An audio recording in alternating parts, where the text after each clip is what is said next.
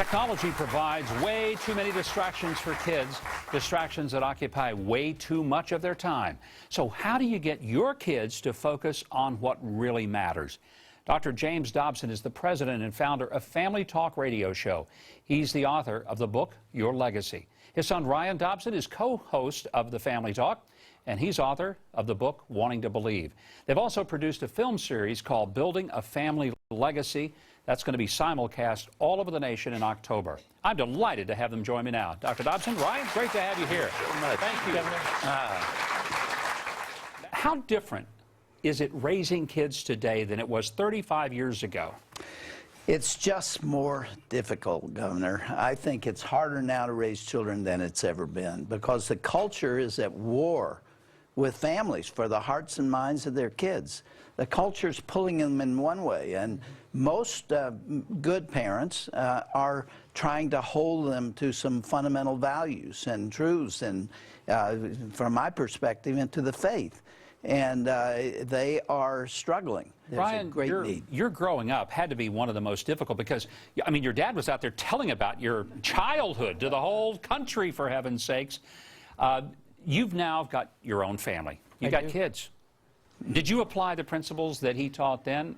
I certainly am now. That's why I wrote this book. I woke up one day and I thought, oh my goodness, it's my responsibility to teach my kids about Christ, to pass my faith on to them, to be a good parent. What do I do? And then I thought, hey, my parents did a really good job.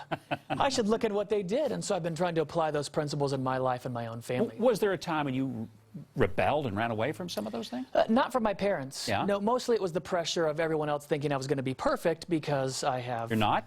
My dad. Yeah. I wouldn't have gotten spanked if I was perfect. Yeah. But, no, my parents really didn't put that much pressure on me. They weren't very strict. They gave us enough rope to hang ourselves. They taught us to be adults. That's what their whole goal was, to teach us to be adults. My mom taught me all the life skills that are important for adults, and my dad's taught me great values. It was tough being under the spotlight at times, but it's also a great blessing. Actually, Ryan's a very good kid, and he's become a wonderful man. I'm very, very proud of him. But he went through the struggles of adolescence. I don't care how good a parent you are.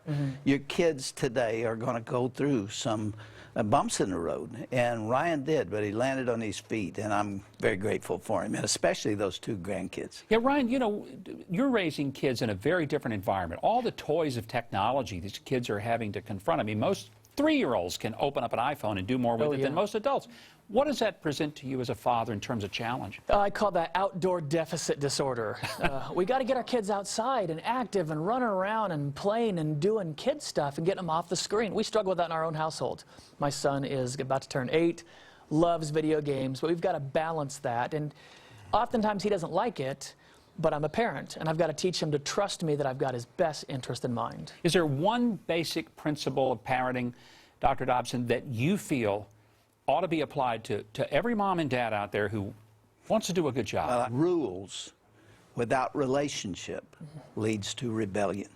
You've got to start early to build that relationship so they want to do it your way, and they want to be part of it. We did it with skiing.